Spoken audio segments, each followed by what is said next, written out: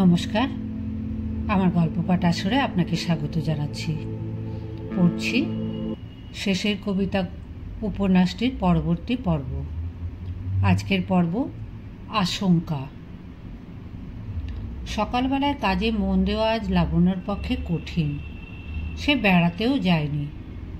অমিত বলেছিল শিলং থেকে যাওয়ার আগে আজ সকালবেলায় সে ওদের সঙ্গে দেখা করতে চায় না।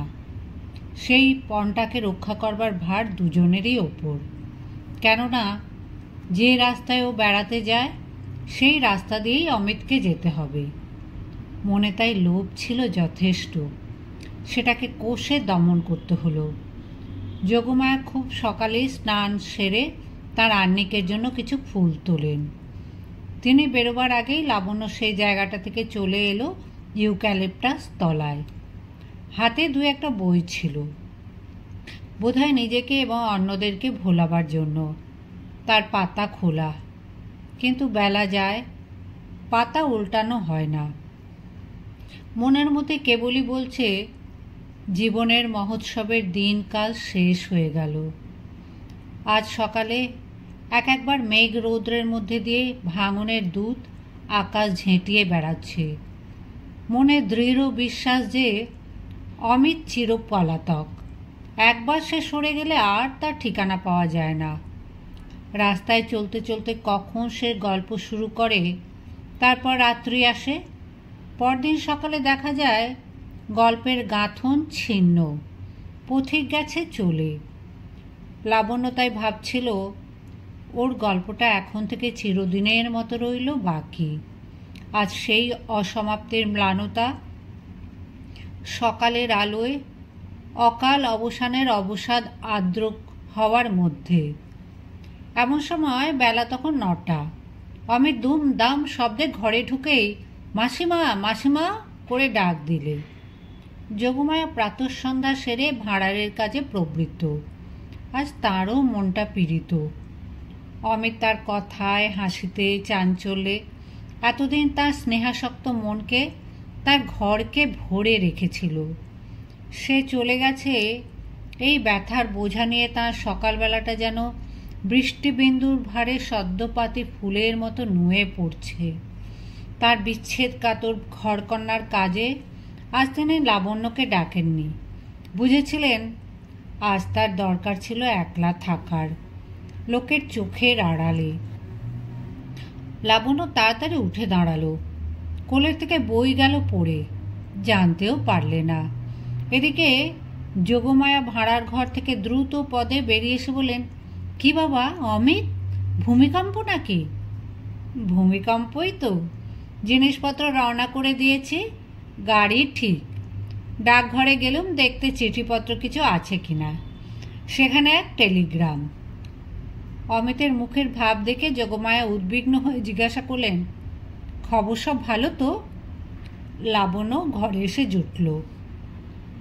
অমিত ব্যাকুল মুখে বললে, আজই সন্ধেবেলা আসছে সিসি, আমার বোন, তার বন্ধু কেটি মিত্তির আর তার দাদা নরেন। তা ভাবনা কিসের বাছা? শুনেছি ঘোড়দৌড়ের মাঠের কাছে একটা বাড়ি খালি আছে। যদি নিতান্ত না পাওয়া যায়, আমার এখানে কি একরকম করে জায়গা হবে না?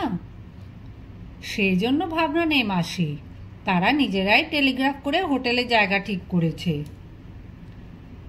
আর যাই হোক বাবা, তোমার বোনেরা এসে যে দেখবে তুমি ওই লক্ষ্মী ছাড়া বাড়িটাতে আছো, সে কিছুতেই হবে না। তারা আপন লোকের খ্যাপামির জন্য দায়ী করবে আমাদেরই। না মাসি, আমার প্যারাডাইজ লস্ট। ওই নগ্ন আসবাবের স্বর্গ থেকে আমার বিদায়। সেই দড়ির খাটিয়ার নেট থেকে আমার সুখ স্বপ্নগুলো উড়ে পালাবে। আমাকেও জায়গা নিতে হবে সেই অতি পরিচ্ছন্ন হোটেলের এক অতি সভ্য কামরায়। কথাটা বিশেষ কিছু নয়, তবু লাবণ্যর মুখ বিবর্ণ হয়ে গেল।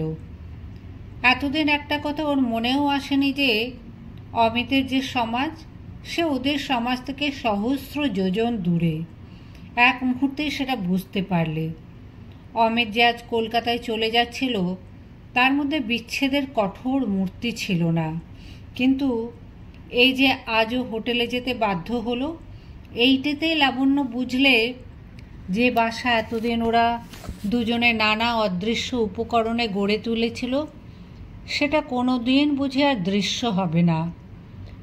লাবণ্যর দিকে একটু চেয়ে অমিত যোগমায়াকে বলে, আমি হোটেলেই যাই আর জাহান্নামেই যাই, কিন্তু এখানেই রইল আমার আসল বাসা।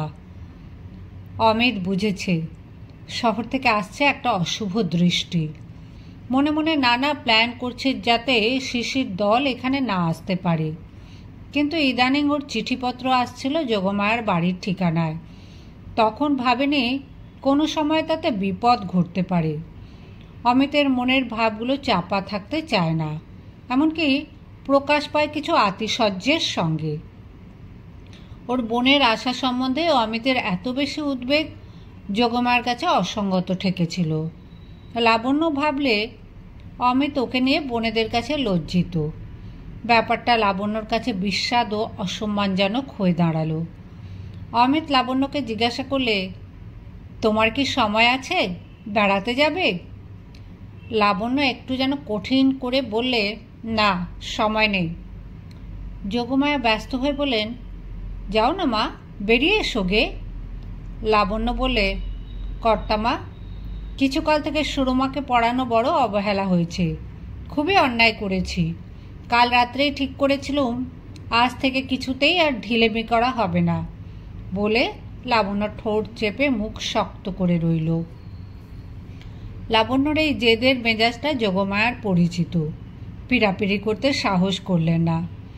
অমিত নিরস কণ্ঠে বললেন, আমিও চললুম কর্তব্য করতে, ওদের জন্য সব ঠিক করে রাখা চাই। এই বলে যাবার আগে বারান্দায় একবার স্তব্ধ হয়ে দাঁড়ালো। বললে, বন্যা, ওই চেয়ে দেখো, গাছের আড়াল থেকে আমার বাড়ির চালটা অল্প একটু দেখা যাচ্ছে। একটা কথা তোমাদের বলা হয়নি, ওই বাড়িটা কিনে নিয়েছি। বাড়ির মালিক অবাক, নিশ্চয়ই ভেবেছে ওখানে সোনার গোপন খনি আবিষ্কার করে থাকব। দাম বেশ একটু চড়িয়ে নিয়েছে। ওখানে সোনার খনির সন্ধান তো পেয়েইছিলুম, সে সন্ধান একমাত্র আমিই জানি। আমার জীর্ণ কুটিরের ঐশ্বর্য সবার চোখ থেকে লুকানো থাকবে। লাবণ্যর মুখে গভীর একটা বিষাদের ছায়া পড়ল। বললে, আর কারোর কথা অত করে তুমি ভাবো কেন? না হয় আর সবাই জানতে পারলে? ঠিক মতো জানতে পারাই তো চায়, তাহলে কেউ অমর্যাদা করতে সাহস করে না। এ কথার কোনো উত্তর না দিয়ে অমিত বললে, বন্যা, ঠিক করে রেখেছি বিয়ের পরে ওই বাড়িতেই আমরা কিছুদিন এসে থাকব। আমার সেই গঙ্গার ধারের বাগান, সেই ঘাট, সেই বটগাছ সব মিলিয়ে গেছে ওই বাড়িটার মধ্যে। তোমার দেওয়া মিতালি নাম ওকেই সাজে। ও বাড়ি থেকে আজ তুমি বেরিয়ে এসেছো মিতা, আবার একদিন যদি ঢুকতে চাও দেখবে ওখানে তোমাকে কুলোবে না। পৃথিবীতে আজকের দিনের বাসায় কালকের দিনের জায়গা হয় না। সেদিন তুমি বলেছিলে জীবনে মানুষের প্রথম সাধনা দারিদ্র্যের, দ্বিতীয় সাধনা ঐশ্বর্যের, তারপরে শেষ সাধনার কথা বলনি, সেটা হচ্ছে ত্যাগের। বন্যা, ওটা তোমাদের রবি ঠাকুরের কথা। সে লিখেছে শাহজাহান আজ তার তাজমহলকেও ছাড়িয়ে গেল। একটা কথা তোমার কবির মাথায় আসেনি, যে আমরা তৈরি করি তৈরি জিনিসকে ছাড়িয়ে যাবার জন্যেই। বিশ্ব সৃষ্টিতে ওইটাকেই বলে এভলিউশন। একটা অনাসৃষ্টি ভূত ঘাড়ে চেপে থাকে, বলে সৃষ্টি করো, সৃষ্টি করলেই ভূত নামে, তখন সৃষ্টিটাকেও আর দরকারে থাকে না। কিন্তু তাই বলে ওই ছেড়ে যাওয়াটাই চরম কথা নয়। জগতে শাহজাহান মমতাজের অক্ষয় ধারা বয়ে চলেছেই। ওরা কি একজন মাত্র? সেই জন্যই তো তাজমহল কোনোদিন শূন্য হতেই পারল না। নিবারণ চক্রবর্তীর বাসর ঘরের ওপর একটা কবিতা লিখেছে, সেটা তোমাদের কবিবরের তাজমহলের সংক্ষিপ্ত উত্তর, পোস্টকার্ডে লেখা। তোমারে ছাড়িয়া যেতে হবে রাত্রি যবে, উঠিবে উন্মনা হয়ে প্রভাতের রথচক্র রবে। হায় রে বাসর ঘর, বিরাট বাহির, সে যে বিচ্ছেদের দস্যু ভয়ঙ্কর। তবু সে যতই ভাঙে চুরে, মালা বদলের হাড় যত দেয় ছিন্ন ছিন্ন করে, তুমি আছো ক্ষয়হীন অনুদিন, তোমার উৎসব বিচ্ছিন্ন না হয় কভু, না হয় নীরব। কে বলে তোমারে ছেড়ে গিয়েছে যুগল, শূন্য করি তব শয্যাতল। যায় নাই, যায় নাই নব নব যাত্রী মাঝে, ফিরে ফিরে আসিছে তারাই তোমার আহ্বানে, উদার তোমার দ্বার পানে। হে বাসর ঘর, বিশ্বে প্রেম মৃত্যুহীন, তুমিও অমর। রবি ঠাকুর কেবল চলে যাবার কথাই বলে, রয়ে যাবার গান গাইতে জানেন না। বন্যা, কবি কি বলে যে আমরা দুজন যেদিন ওই দরজায় ঘা দেব দরজা খুলবে না? মিনতি রাখো মিতা, আজ সকালে কবির লড়াই তুলো না।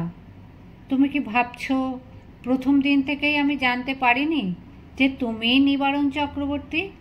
কিন্তু তোমার ওই কবিতার মধ্যে এখনই আমাদের ভালোবাসার সমাধি তৈরি করতে শুরু করো না, অন্তত তার মরার জন্য অপেক্ষা করো। অমিত আজ নানা বাজে কথা বলে ভেতরের কোন একটা উদ্বেগকে চাপা দিতে চায়। লাবণ্য তা বুঝেছিল। অমিতও বুঝতে পেরেছে কাব্যের দ্বন্দ্ব কাল সকালবেলায় বেখাপ হয়নি। আজ সকালবেলায় তার সুর কেটে যাচ্ছে, কিন্তু সেইটা যে লাবণ্যর কাছে সুস্পষ্ট সে ওর ভালো লাগলো না। একটু নিরসভাবে বলে, তাহলে যাই, বিশ্বজগতে আমারও কাজ আছে। আপাতত সে হচ্ছে হোটেল পরিদর্শন। ওদিকে লক্ষ্মী ছাড়া নিবারণ চক্রবর্তীর ছুটির মেয়াদ এবার ফুরলো বুঝি। তখন লাবণ্য অমিতের হাত ধরে বলল, দেখো মিতা, আমাকে চিরদিন যেন ক্ষমা করতে পারো। যদি একদিন চলে যাবার সময় আসে তবে তোমার পায়ে পড়ি, যেন রাগ করে চলে যেও না। এই বলে চোখের জল ঢাকবার জন্য দ্রুত অন্য ঘরে চলে গেল। অমিত কিছুক্ষণ স্তব্ধ হয়ে দাঁড়িয়ে রইল। তারপর আস্তে আস্তে যেন অন্যমনে গেল ইউক্যালিপটাস তলায়। দেখলে সেখানে আখরোটের গোটাকতক ভাঙা খোলা ছড়ানো। দেখেই ওর মনটার ভেতর কেমন একটা ব্যথা চেপে ধরলে। জীবনের ধারা চলতে চলতে তার যেসব চিহ্ন বিছিয়ে যায় সেগুলোর তুচ্ছতাই সবচেয়ে সকরুণ। তারপরে দেখলে ঘাসের ওপর একটা বই, সেটা রবি ঠাকুরের বলাকা। তার নিচের পাতাটা ভিজে গেছে। একবার ভাবলে ফিরিয়ে দিয়ে আসে গে, কিন্তু ফিরিয়ে দিলে না, সেটা নিল পকেটে। হোটেলে যাবো যাবো করলে তাও গেল না, বসে পড়ল গাছতলাটাতে। রাত্রের ভিজে মেঘে আকাশটা খুব করে মেজে দিয়েছে। ধুলো ধোয়া বাতাসে অত্যন্ত স্পষ্ট করে প্রকাশ পাচ্ছে চারদিকের ছবিটা। পাহাড়ের আর গাছপালার সীমান্তগুলি যেন ঘন নীল আকাশে খুদে দেওয়া। জগৎটা যেন কাছে এগিয়ে একেবারে মনের ওপর এসে ঠেকল। আস্তে আস্তে বেলা চলে যাচ্ছে, তার ভেতরটাতে ভৈরবীর সুর। এখনই খুব কষে কাজে লাগবে বলে লাবণ্যর পণ ছিল। তবু যখন দূর থেকে দেখলে অমিত গাছতলায় বসে, আর থাকতে পারলে না। বুকের ভেতরটা হাঁপিয়ে উঠল, চোখ এলো জলে ছলছলিয়ে। কাছে এসে বললে, মিতা, তুমি কি ভাবছ? এতদিন যা ভাবছিলুম একেবারে তার উল্টো। মাঝে মাঝে মনটাকে উল্টিয়ে না দেখলে তুমি ভালো থাকো না। তা তোমার উল্টো ভাবনাটা কীরকম শুনি? তোমাকে মনের মধ্যে নিয়ে এতদিন কেবল ঘর বানাচ্ছিলুম, কখনো গঙ্গার ধারে, কখনো পাহাড়ের ওপরে। আজ মনের মধ্যে যাচ্ছে সকালবেলাকার আলোয় উদাস করা একটা পথের ছবি, অরণ্যের ছায়ায় ছায়ায় ওই পাহাড়গুলোর ওপর দিয়ে। হাতে আছে লোহার ফলাওয়ালা লম্বা লাঠি, পিঠে আছে চামড়ার স্ট্র্যাপ দিয়ে বাঁধা একটা চৌকো থলি। তুমি চলবে সঙ্গে, তোমার নাম সার্থক হোক, বন্যা। তুমি আমাকে বদ্ধ ঘর থেকে বের করে পথে ভাসিয়ে নিয়ে চললে বুঝি। ঘরের মধ্যে নানান লোক, পথ কেবল দুজনের। ডায়মন্ড হারবারের বাগানটা তো গেছেই, তারপরে সেই ৭৫ টাকার ঘর বেচারাও গেল। তা যাগে, কিন্তু চলবার পথে বিচ্ছেদের ব্যবস্থাটা কীরকম করবে? দিনান্তে তুমি এক পান্থশালায় ঢুকবে আর আমি আর একটাতে? তার দরকার হয় না বন্যা। চলাতেই নতুন রাখে, পায়ে পায়ে নতুন। পুরনো হবার সময় পাওয়া যায় না। বসে থাকাটাই বুড়োমি। হঠাৎ এ খেয়ালটা তোমার কেন মনে হলো মিতা? তবে বলি, হঠাৎ শোভনলালের কাছ থেকে একখানা চিঠি পেয়েছি। তার নাম শুনেছ বোধহয়, রায়চাঁদ প্রেমচাঁদওয়ালা। ভারত ইতিহাসের সাবেক পদগুলো সন্ধান করবে বলে কিছুকাল থেকে সে বেরিয়ে পড়েছে। সে অতীতের লুপ্ত পথ উদ্ধার করতে চায়। আমার ইচ্ছে ভবিষ্যতের পথ সৃষ্টি করা। লাবণ্যর বুকের ভেতরে হঠাৎ খুব একটা ধাক্কা দিলে। কথাটাকে বাধা দিয়ে অমিতকে বললে, শোভনলালের সঙ্গে একই বৎসরে আমি এমএ দিয়েছি। তার সব খবরটা শুনতে ইচ্ছে করে। অমিত বললে, একসময় সে খেপেছিল আফগানিস্তানের প্রাচীন শহর কাপিসের ভেতর দিয়ে একদিন যে পুরনো রাস্তা চলেছিল সেইটাকে আয়ত্ত করবে। ওই রাস্তা দিয়েই ভারতবর্ষে হিউয়েনসাংয়ের তীর্থযাত্রা। ওই রাস্তা দিয়েই তারও পূর্বে আলেকজান্ডারের রণযাত্রা। খুব কষে পোস্তু পড়লে, পাঠানি কায়দা কানুন অভ্যেস করলে। সুন্দর চেহারা, ঢিলে কাপড়ে ঠিক পাঠানের মতো দেখতে হয় না, দেখায় যেন পার্সিকের মতন। আমাকে এসে ধরলে সেখানে ফরাসি পণ্ডিতরা এই কাজে লেগেছেন, তাদের কাছে পরিচয়পত্র দিতে। ফ্রান্সে থাকতে তাদের কারো কাছে আমি পড়েছি, দিলেম পত্র, কিন্তু ভারত সরকারের ছাড় চিঠি জুটল না। তারপর থেকে দুর্গম হিমালয়ের মধ্যে কেবলই পথ খুঁজে খুঁজে বেড়াচ্ছে, কখনো কাশ্মীরে, কখনো কুমায়ুনে। এবার ইচ্ছে হয়েছে হিমালয়ের পূর্ব প্রান্তটাতেও সন্ধান করবে। বৌদ্ধ ধর্ম প্রচারের রাস্তায় এদিক দিয়ে কোথায় কোথায় গেছে সেইটে দেখতে চায়। ওই পথ খ্যাপাটার কথা মনে করে আমারও মন উদাস হয়ে যায়। পুঁথির মধ্যে আমরা কেবল কথার রাস্তা খুঁজে খুঁজে চোখ খোয়াই। ওই পাগল বেরিয়েছে পথের পুঁথি পড়তে। মানব বিধাতার নিজের হাতে লেখা। আমার কি মনে হয় জানো? কি বলো? প্রথম যৌবনে একদিন শোভনলাল কোন কাঁকন পড়া হাতে ধাক্কা খেয়েছিল, তাই ঘরের থেকে পথের মধ্যে ছিটকিয়ে পড়েছে। ও সমস্ত কাহিনীটা স্পষ্ট জানি নে, কিন্তু একদিন ওতে আমাতে একলা ছিলুম। নানা কথায় হলো প্রায় রাত দুপুর।